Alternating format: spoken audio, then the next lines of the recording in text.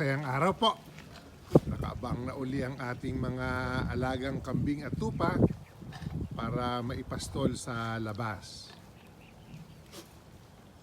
Napakain na po yan ng sapal, kaya nag-aabang na po lumabas. Nag-ambon-ambon po kanina, kaya hinihintay pa pong mas matuyo ang damo. Dito po muna sila sa may loob. Pero sanay po kasi silang mga ganyang oras ay nakakalabas na sila, kaya nakabantay na dito sa may gate. So ito po yung ating mga tupa at ito po yung ipinahiram sa ating bagong bulugan. Di po ako sure kung anong breed to, pero napakalaki po niya, napakabigat. Ang estimate po ng mga nagbitbit ay lampas sa 50 kilos. Tapos pinahiram din po itong bata na itong wala sungay na yan para po siya ang kasunod na kakasta, para po wala tayong inbreeding. At ito pong parakong ito ay for sale na rin. Sabi nung pinsan ko, ibebenta niya na, pinahiram lang na muna sa akin bago niya ilabas. 15,000 po niya pinapresyohan itong tupang ito. So kung nangangailangan po kayo ng panlahi, yan po, available ang tupang yan. So maya maya po ay bubuksan na yung gate para makalabas itong ating mga alaga. Ito po ang ating mga nakatatandang breeders. Dati pong consolidated pen, tatawagin na po nating pen 1. Ito po ang ating pen 1. Dalawa po yung bagong anak natin dito. Siyam lang po ang biik in total. 5 at 4. Ito po ang ating bulugan. Si Mr. Third. Nangain po sila ng damo ngayon. Nakapagbigay na ng damo si Jonel. Kaya po maya-maya lang ay bubuksan niya na yung gate para makalabas yung ating mga kambing. Yan po, nag-ambon-ambong kaya ilinagay po namin yung dating roll cage ng sasakyan, ng Suzuki, para po may masilungan. Na bali po yung paa, kaya tumagilid, laglag yung ating mga yero, weldingan na lang po namin maya-maya yan. So ganun po ang gawa namin dito, yung ating mga kalakal. Kaya po di natin dinidispose lahat yan. Yung iba po ang ginagamit nating mga temporary na gamit. Repurposed po yung ating mga ibang kalakal. So yan po. Bising-bising nangangain ng damo ang ating mga inahin at ang ating bulugan. No, Third?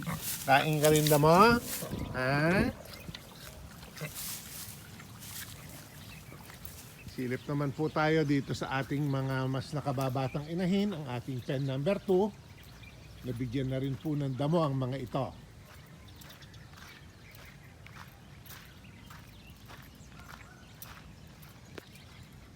So yun pong ating lumang shed ay nagiba na. Gagawa tayo ng mas matibay-tibay. Tulad po ng nasabi ko, yung aming mga provisions dito hindi po talaga mga permanent dahil rented lang po ang farm. May 5 years lang po tayo sa farm na ito. Nakaka 2.5 na po tayo. Kaya po halos temporary lang yung aming mga ginagawa para kung hindi po i-renew ay wala tayong maraming kakalasin para iwang gamit. So yan po, marami na ang ating mga buntis dito. Malamang po ay mauna yan, si Pula. Yung po si Puti ang tiyan. Lumiliit na yung bukol ng tiyan niya. So malamang po ay susunod naman yon. Kasi po ang baboy, mapapansin nyo, pag magbubuntis, una pong lilitaw na bilog yung kanyang tiyan. Malaki po yung bukol sa side. Pagkatapos po nun ay lalaglag na yung bukol. Halos walang bukol sa side pero malalim naman po yung tiyan. So yung bukol po ay magiging laglag naman. Ang term na ginagamit ko, pagkatapos po nun ay mga 3 linggo lang, pag naglaglag na po yung tiyan, aanak na yan. Kasi po, yun nga, kung minsan hindi namin na i-take note na kung kailan na kastahan yung ating mga alaga, gawa po ng gala silang ganyan na laging kasama yung bulugan. Yan naman po ang ating bulugan dito na isa pong Quezon Black Cross Pampanga Native. So, kaya po sa ganung paraan na lang namin minomonitor. At pag talagang ready na pong umanak yan, makikita ninyo na yung kanyang ari o yung bulba ay mamamagana po at magdi-distend pababa. Yun, gumawa na po ng kanyang paliguan at nahiga na ang ating bulugan. So yan po ang dahilan kaya gusto ko rin sila nakagalang ganyan, mas komportable po sila kaysa sa kukulungin natin sa sementadong kural. Lahat po ng gawain may pros and cons. Kaya po ang pag-aalaga ay patuloy na pag-aaral. Hindi po masasabi na kung matagal ka nang nag-aalaga ay eksperto ka na. Talagang tuloy-tuloy po ang pag-aaral at taon-taon po ay may matututunan kayo sa inyong pag-aalaga.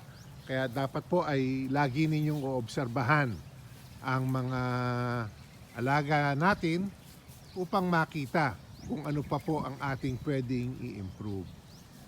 Silipin naman po natin yung mga palakihin. Ito po ang ating mga palakihin. Ito po ang ating mga pinakamaliliit. So 13 heads po yan.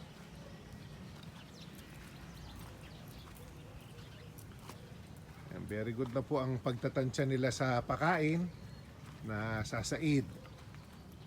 So maya-maya lang po ay magdadagdag ulit tayo ng bigay. So ito po yung ating mga medium.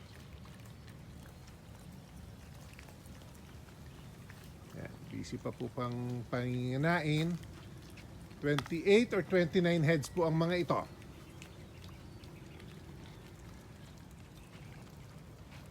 Halos sasairin na rin po nila yung kanilang pagkain.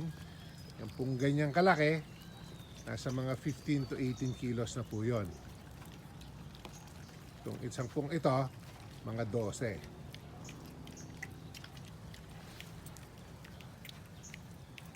At ito pong pangatlong kulungan ay bakante pa rin. So lilinis-linisan po natin yan. Ito pong unahan ay sisimentohan natin at ire-repair ang pakainan. Pipinuhan po uli namin yung pakainan bago natin muling gamitin. At dito po sa likod, ito po ang ating pen 4, 25 heads po ito. Ito po ang ating mga malalaki ng mga palakihin. Tingin ko po ay may 20 pataas na sa iba sa mga ito. Kaya ilang linggo pa ay pwede na po tayong maghatid kay ka-farmer. So yan po, may kaunti pa pong tira. Binabantay-bantayan naman nila kaya maya-maya lang po ay mauubos na rin yan at pwede na tayong magpakain uli. So ganun nga po ang naging practice namin. 5 times a day po ang ating feeding. So yan po, may naglalandi na sa mga ito. Yan po. Sa ear tag niya ay July born po yun. Ear nuts po pala.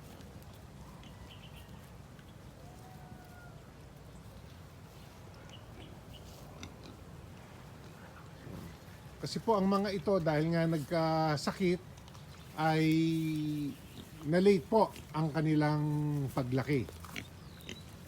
Yan po, July din yan, no? Dapat po ay nai-out na sana natin yan kung talagang normal lang yung kanilang naging paglaki. Na-delay po ang paglaki gawa ng nagkasakit nga ang ating mga alaga.